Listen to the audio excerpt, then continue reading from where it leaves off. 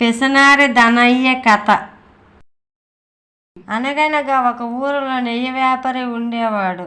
నెయ్యి వ్యాపారం బాగా జరుగుతుంది. దురాశ కలిగి కల్తీ నెయ్యి ఏర్పాటు చేశాడు.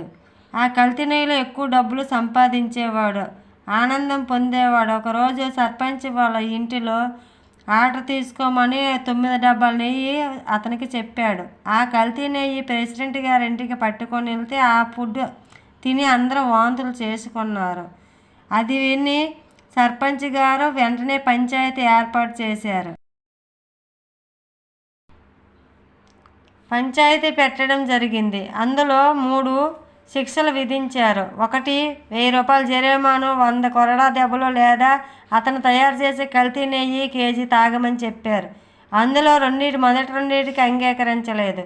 3వ దానికి కేజీ కల్తీ నెయ్యి తాగుతానని చెప్పాడు.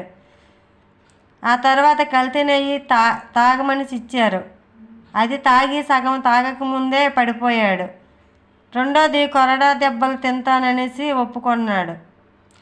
సగమైన కొరడా దెబ్బలు తినలేదు. తట్టుకోలేక 1000 రూపాయలు జరిమానా కడతానని ఒప్పుకున్నాడు. ఈ కథలో నీతి ఏమిటంటే దురాశ దుఃఖానికి